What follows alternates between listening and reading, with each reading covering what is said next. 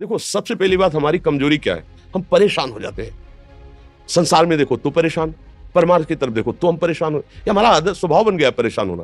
थोड़ा सा धैर्यवान बनो, गंभीर बनो।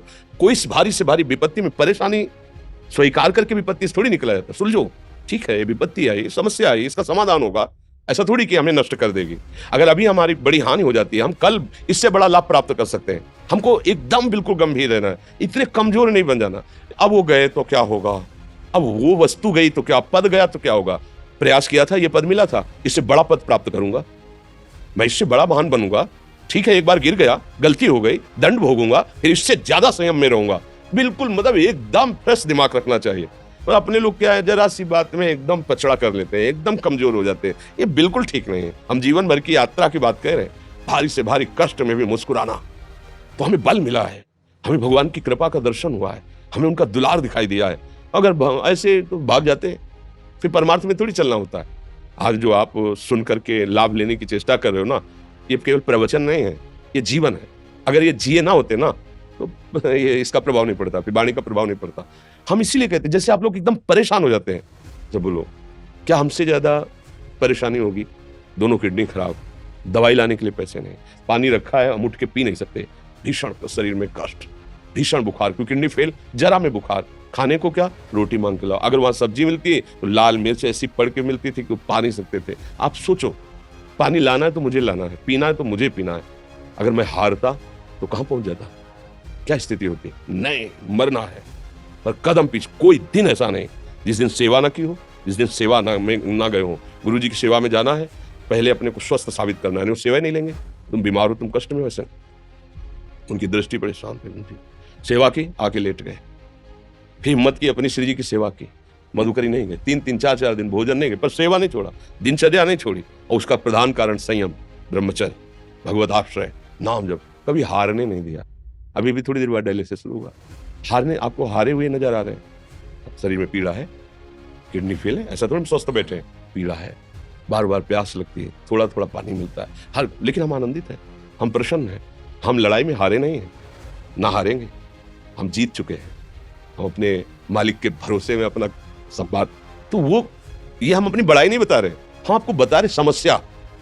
सोचो, तुम्हारे पास तो माँ है, भाई है, बहन है, परिवार है, कोई ना कोई तो है ना। मेरा किसी ने कभी जीवन में ध्यान भी नहीं दिया, क्यों?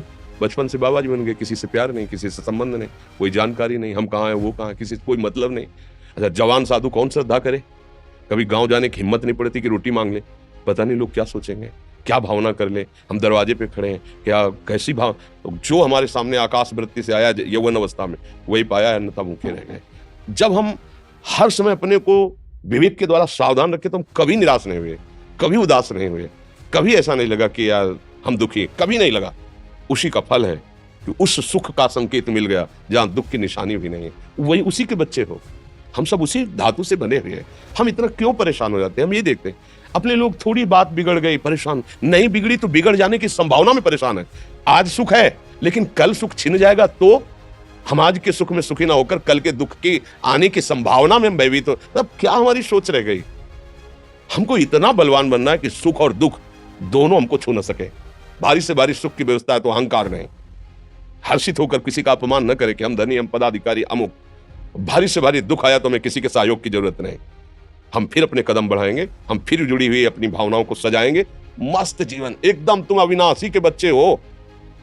शेर का बच्चा भेड़ों के बीच में फंसकर म्यों म्यों बोल रहा है, बस अगर दहाड़ना सीख जाए तो कोई भी उसे परास्त नहीं कर सकता। ऐसे भगवद अंश, तू प्रपंच में फंसकर अपने को इतना दीन क्यों देख रहा है? तू ऐसा है कि भगवान के दिव्यास्त्र में भी ताकत नहीं तेरे को मार सके। तू अविनाशी का अविनाशी बच्चा है, विनाशी भोगों को, विनाशी शरीर को मैं मान के इतना भयभीत, इतना दुख, ठीक नहीं। ये सबके लिए, केवल एक के लिए नहीं। आप समझो, आप लोग सोचते हैं हम गृहस्थ होकर भला ऐसी स्थिति कैसे? जनक जी सुखदेव जी के गुरु हैं और राजा हैं, महल है, रानियां हैं, नौकर है, चाकर। क्या सुखदेव जी, जिनके शरीर में लंगोटी भी नहीं है, दिगंबर, परमहंस के गुरु है जनक जी, जो राजा हैं।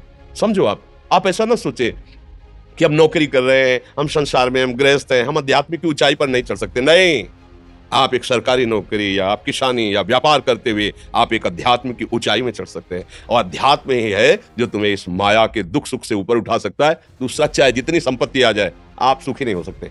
सब देख लो, आंख खोल के देख लो, अध्यात्म ही है जो तुम्हें हर कष्ट सहकर मुस्कुराकर जीने का रास्ता बता देगा कि आप आनंदित हो जाओगे। कुछ नहीं बिगड़ा, अध्यात्म है तो कुछ नहीं बिगड़ा, अध्यात्म नहीं है तो कुछ नहीं बना, कुछ हाथ नहीं लगने वाला।